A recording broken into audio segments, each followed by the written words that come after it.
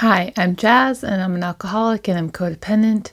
I work a 12-step program, and I seek health. I'm a seeker and a traveler.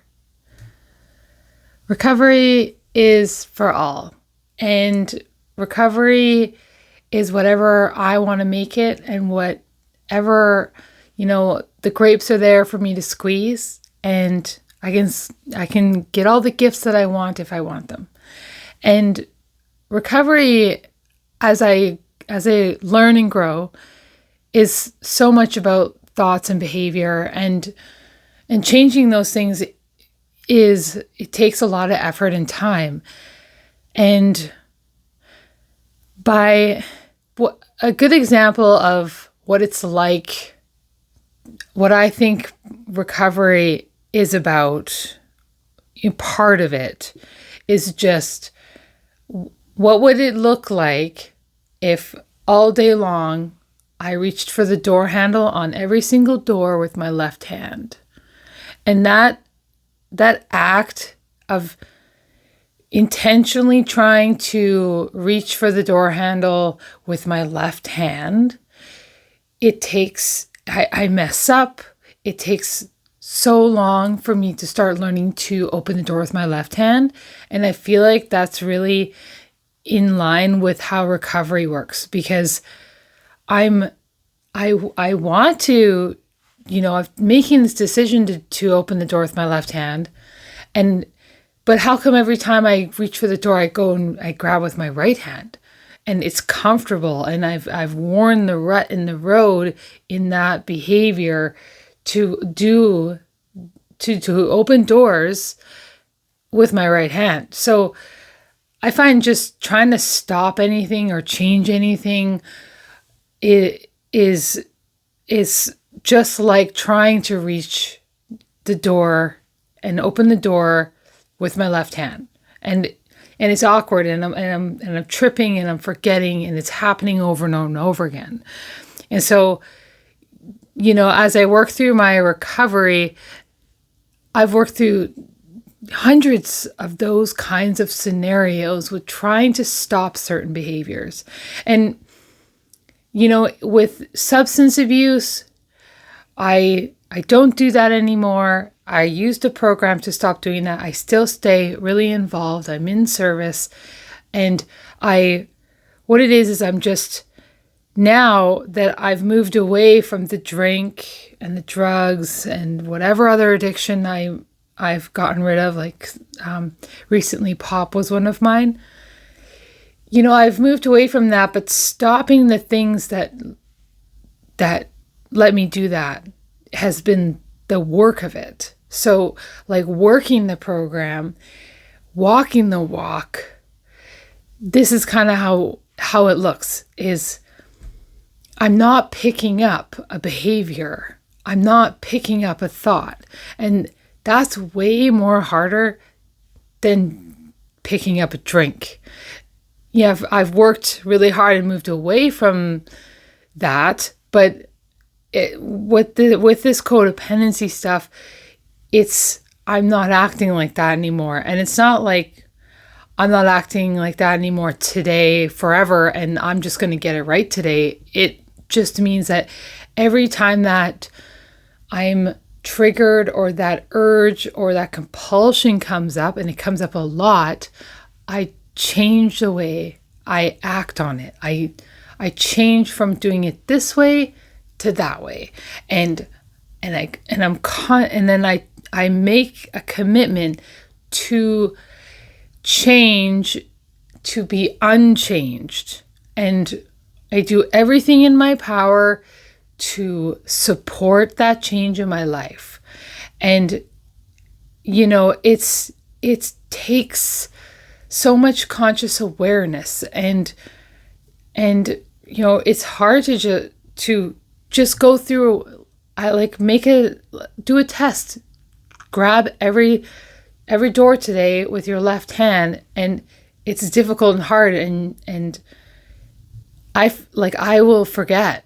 And so that's what I find with just like my thoughts that arise, and I'm just, I'm noticing them and trading it in for a better thought. And I got to make the thought.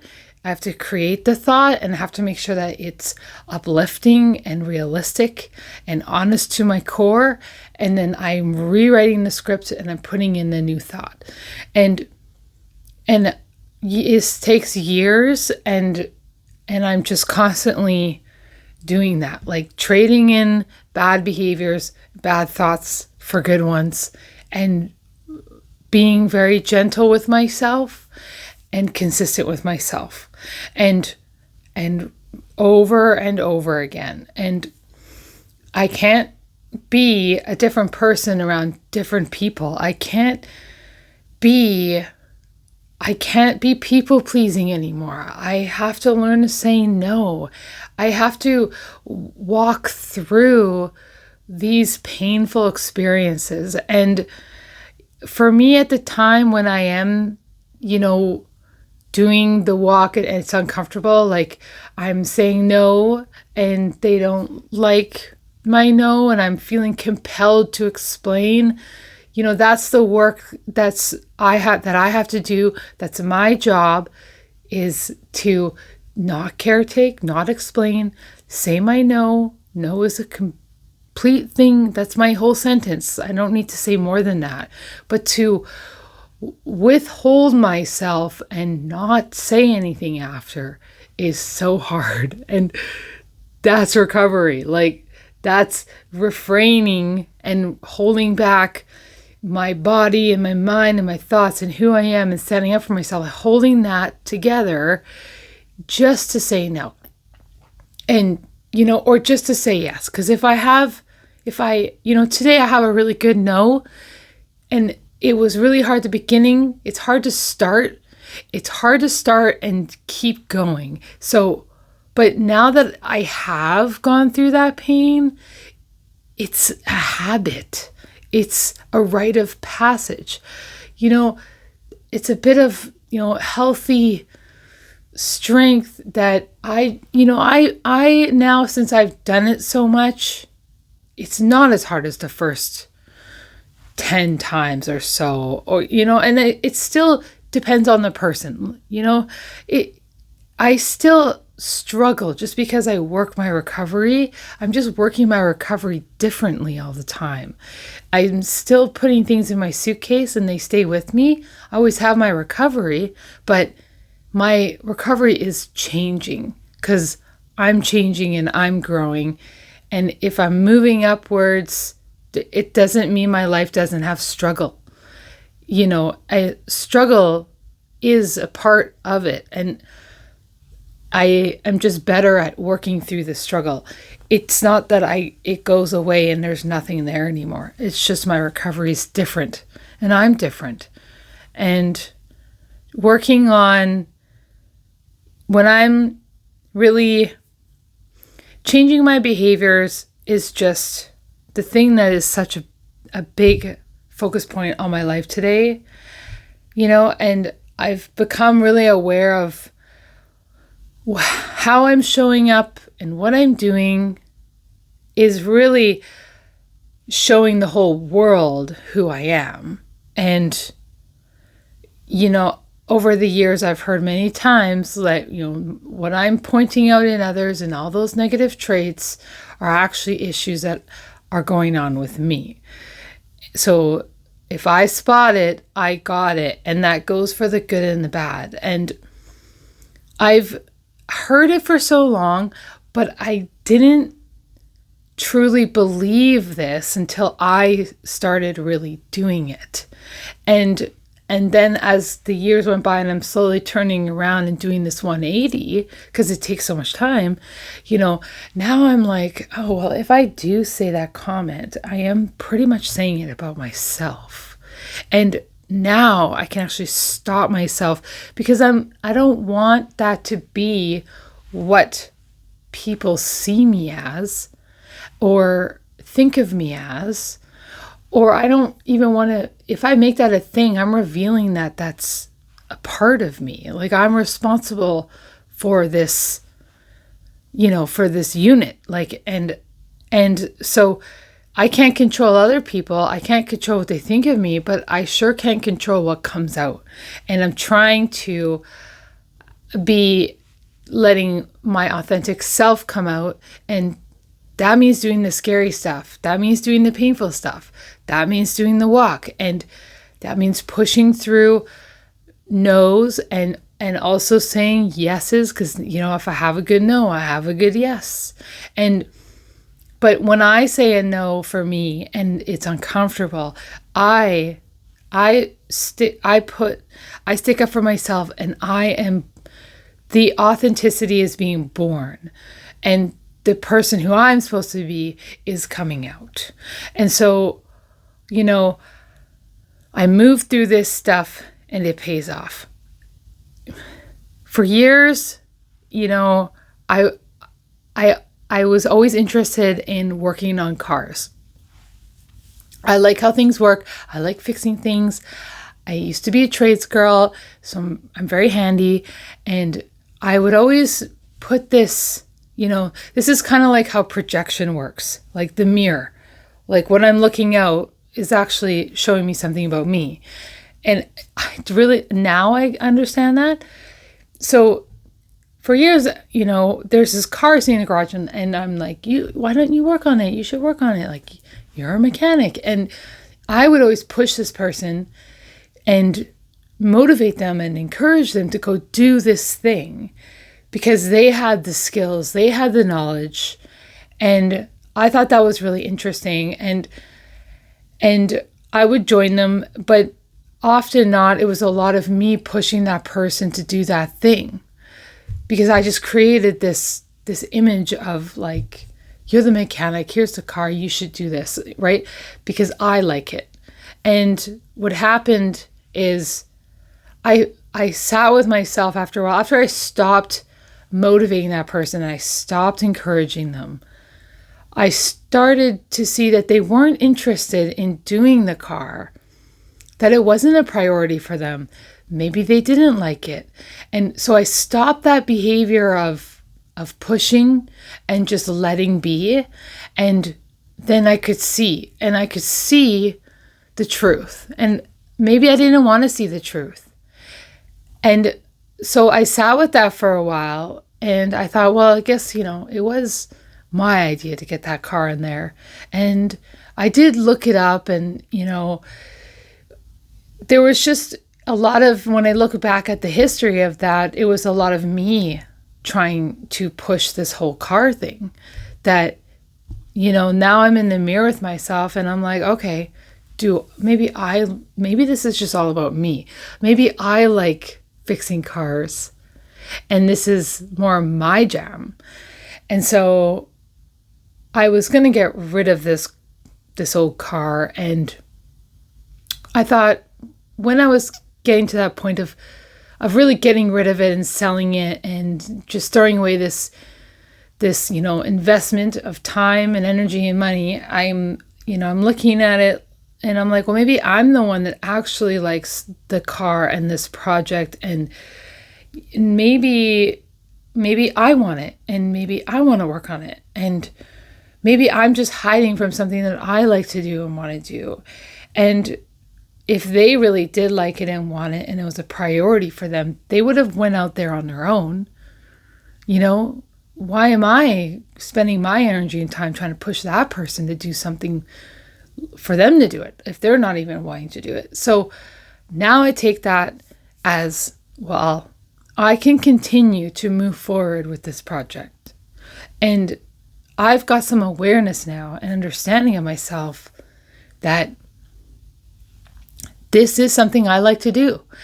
I like getting my hands dirty. I like working on things. I like making things better. I like restoring things. I like how the mechanics work. I like that you can change things out and clean them up and dust them off. And most of the time with this stuff is the maintenance is just cleaning things off and re-greasing things and adding new bolts and seals. And it's not hard to order parts. And so I've developed some capability here and some awareness, and I couldn't get this person to do that. And maybe at the time it felt good to control and push and, but really what was happening was I wanted to do it and I wouldn't give myself permission to want to do that project because it's a car and it's manly and what are people going to think, and I'm not the mechanic, and I had all of these excuses not to like working on cars, not to move towards that myself because I was scared of something. I was scared because I'm a girl, and what kind of girls are out there that like doing boy stuff? Like, I just had this silly little story going on in my head. And so, now I've made this my project that I like, and one day me and my boys will drive in this car. And I think that's kind of cool because I was just going to give it up. And I found that I like that about myself. And that's okay. And so projection is, to me, is the things that I'm showing about myself or pushing on that person or saying about that person is all reflections about my own desires or my own character, my character. And it's not all character defects, but it's like, it's the good too, And I guess that's what I'm trying to say about my story is that what I do is I check when I'm saying trying to motivate someone or push someone towards something, or I start noticing I'm kind of spending way too much energy on something that's not me or involve me. I have that conversation with myself and go, well, do I like that? Do I want that? Or maybe I don't like that, or maybe that's affecting me. Like I have that little talk and I figure it out because it's not about the thing that I'm looking at or doing. It's something's going on inside of me, and it's up to me to investigate what that is. So, I used to be the person that picked apart a lot of negative traits about my partner, and then I started to realize how much that is just pointing the finger back. And everyone's heard that before, but I really have started to believe that and go, well, if I say that, I'm saying that about myself. And am I going to say bad things about myself? And every time I'm saying bad things about the other person because I'm angry and I'm upset and I can't believe they did that, every time I do that, I'm also saying a negative tape. And I don't think my consciousness knows the difference between him and me. So I'm actually just rattling off a negative view and negative traits up in my head. And I don't think that's healthy. I don't think it's good. It doesn't do anything for me. And since have really wounded that back in, it does add to my peace. It's like, the more I change these things, the more energy I get. And because I'm not spending my energy in gossip and having a negative eye, and I'm not focused on that. I'm focused on sort of what's happening with me in relation to the outside. It's not like happening to me. It's just things are happening, and how am I reading it all? And then how am I letting it all come in, and am I absorbing it all? Or, it's around, but it's up to me what comes all the way in or not. And so I'm looking, I'm slowing down, I'm paying attention, and it's an inside job. I'm checking me, and it's not that person's lazy or never does what they say, and they're never gonna get in the garage and do that thing. Like I've let that go, but it's taught me that when I'm really obsessive about someone else doing something, it's probably because I want to do something and I want to do it, or it's showing an interest. And I just know that I can't control people, places, and things. And so I get to work and, I figure out another way. And there's always another way. But I'm not spending my energy on controlling my external environment. I'm spending my energy on controlling my internal environment and paying attention to why I'm doing things. So what I ask questions about, or what I'm motivating people to do, what I'm focused on is saying a story to myself, and those are the clues, and I'm listening to the clues, and my peace is just, I have more strength if I'm not gossiping and negative and try to move something that's not moving. It's not moving, but what can I move? What can I do? That's what I'm in control of. And so I hope that helps. Thank you.